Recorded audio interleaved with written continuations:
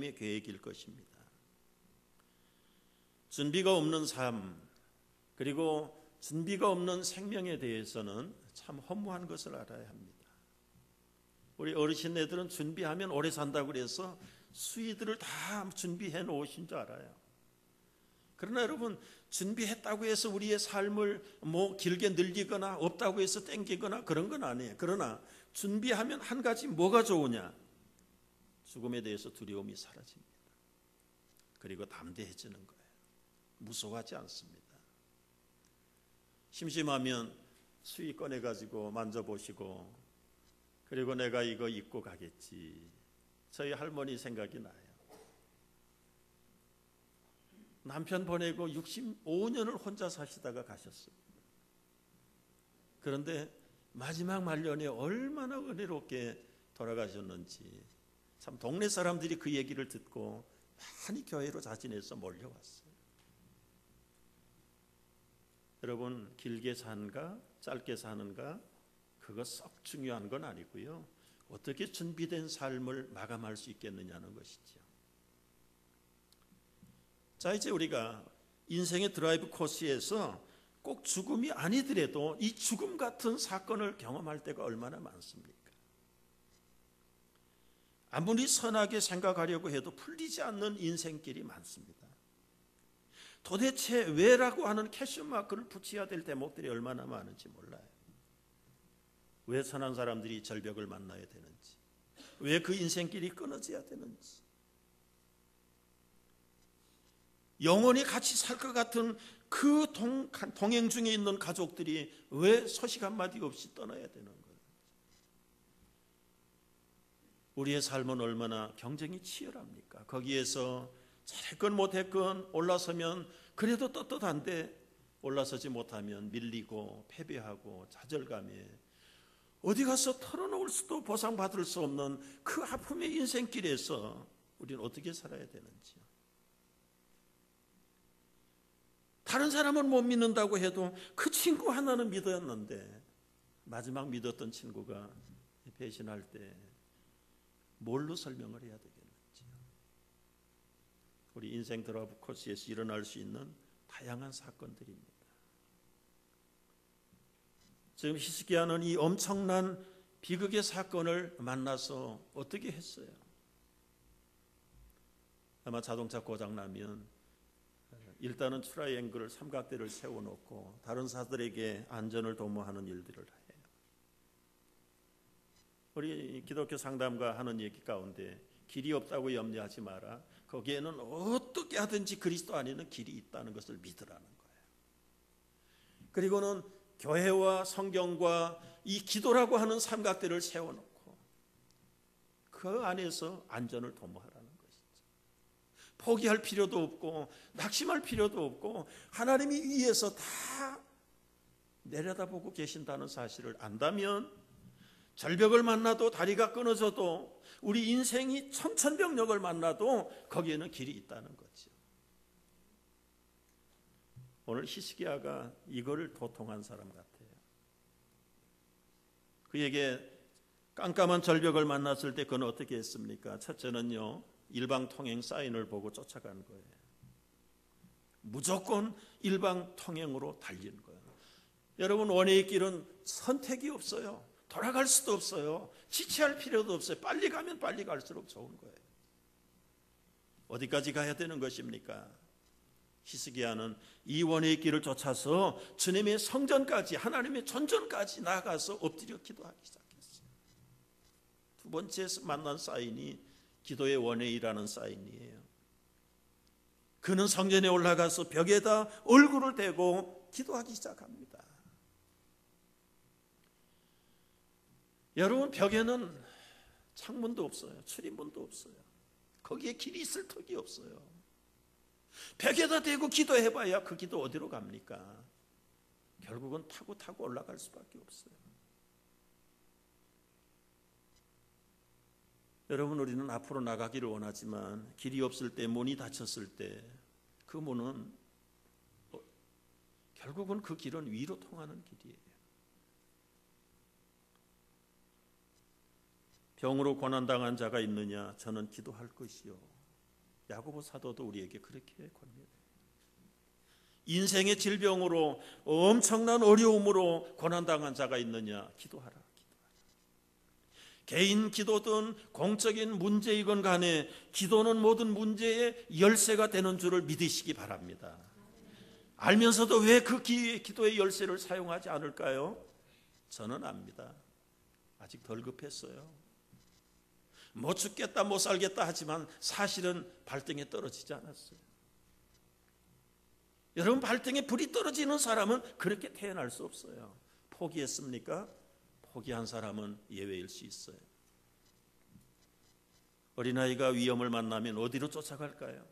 당연히 아빠 품에 안기는 겁니다. 히스기야는 인생의 위험을 직면하고 그는 피할 길이 없어 일방통행 주님으로 나가는 길, 그리고 벽을 향해서 꼭대기에 계시는 주님에게까지 자신의 아픔을 토로하는 거예요.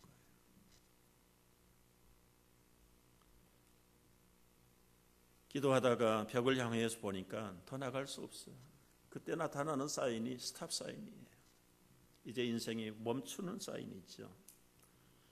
여러분, 이 스탑 사인에서 조심하지 않으면 크고 작은 사고들을 많이 경험해요. 한국에서 운전을 잘해 사람이 여기 와서 시험 보다가 떨어지는 데가 바로 이 스탑 사인에서 많이 떨어진다고 그래요. 저도 그래서 한 두세 번 떨어졌어요. 한국에서는 대충 서고 갑니다. 지금은 안 그러는지 몰라. 옛날에요. 자꾸 한국 얘기하면 나쁜 얘기 한다고 누가 비난할까 봐 제가 정정하는 겁니다. 옛날에 그랬어요. 여기서는 스탑 사인에 가서 어떻게 해야 됩니까? 한 번, 두 번, 세 번 보고 가야 되는 거예요. 서는 둥 마는 둥 갔다가 사고 나는 경우들이 비일비재해요. 여러분, 스탑 사인은 가고 싶지만 가지 못하는 사인이에요. 잠깐 멈추는 신용만 하는 게 아니라 사실은 멈춰야 돼요. 그래서 두리번거리고 살펴야 됩니다. 나의 살아온 길들을 돌아다 보는 시간들이에요. 벽을 앞에 놓고 히스기야가 기도할 때 스탑 사인 앞에서 자신의 삶을 돌아다 본 거예요. 하나님, 내가 성심으로 살았는지 진실하게 살았는지 주님이 나의 판단자십니다. 오늘 말씀 보세요. 내가 선하게 행한 것을 기억하십시오.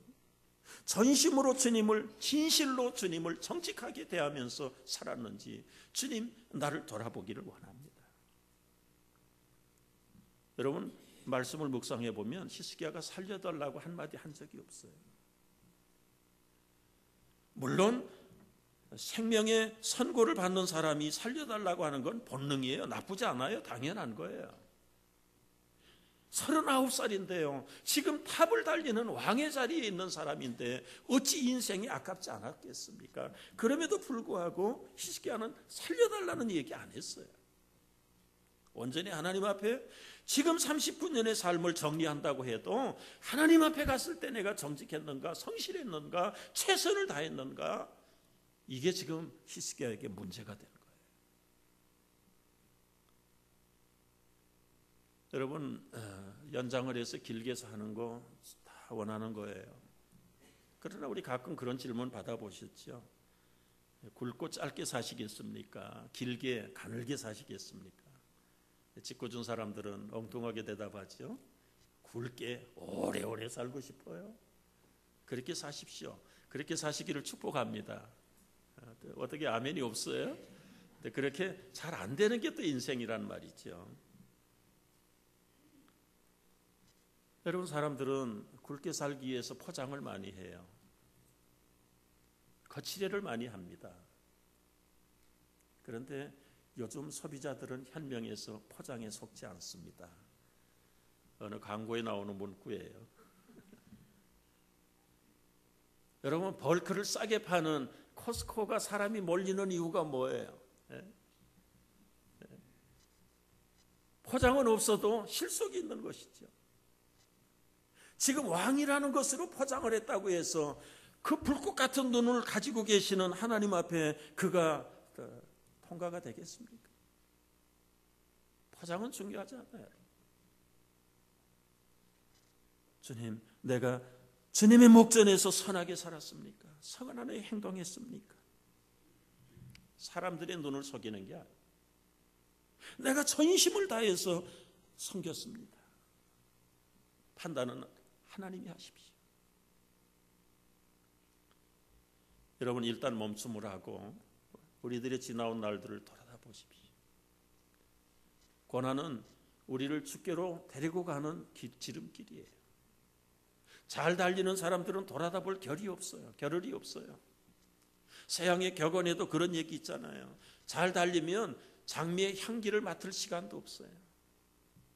자기 달리는 것에 그저 자기 항홀감에 빠져가지고 어디로 가는지도 모르는 경우도 많아요.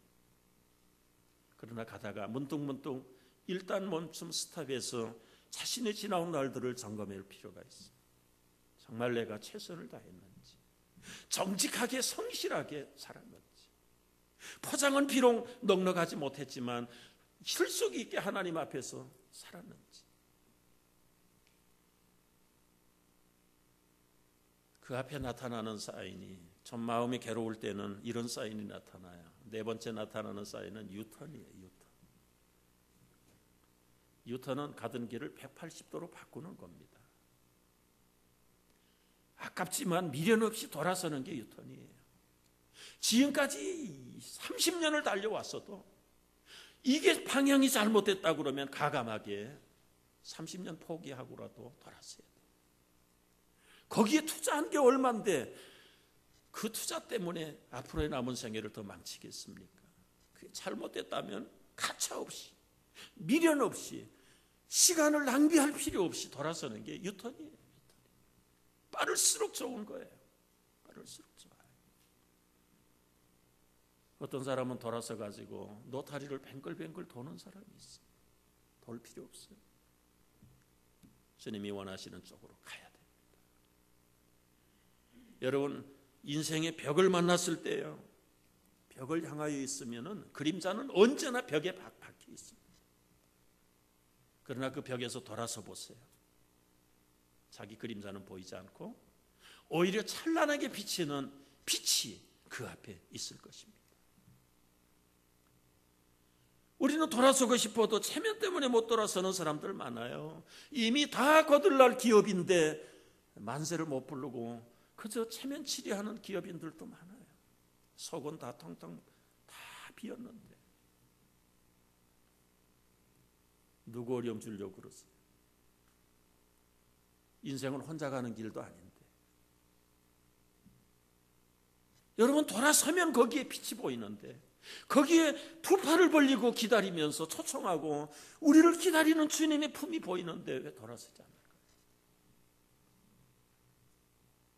주님은 지금도 우리를 기다리세요. 지금도 초청하고 계세요. 수고하고 무거운 짐진 자들아, 다 내게로 오라. 내가 너희를 쉬게 하리라. 여러분, 인생에 이런 무게 저런 무게들로 짓눌려서 갈 수도 없고 돌이킬 수도 없는 인생들이 얼마나 많은지 몰라요. 여러분, 미국에 사는 우리 이민자들의 삶 속에 이런 문제들 많습니다. 옛날로 돌아갈 수도 없고 나갈 수도 없고. 그러나 여러분, 사면으로 초과됐을 때는 다른 거 없어요. 위로밖에 뚫린 길이 없어요. 주님께로밖에 나갈 길이 없어요.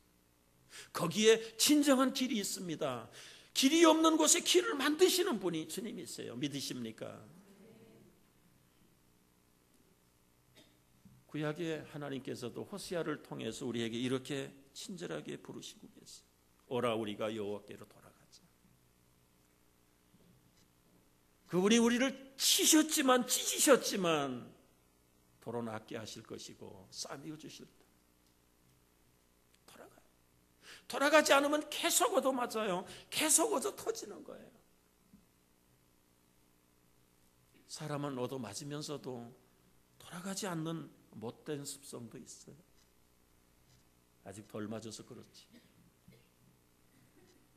그분에게 돌아가면 그분의 약속이 무엇입니까? 이틀 후에 우리를 살리고 3일 만에 우리를 그 앞에서 살게 하시겠다. 이 3일이라는 것은 주님의 부활을 염두에 둔 얘기예요. 비록 이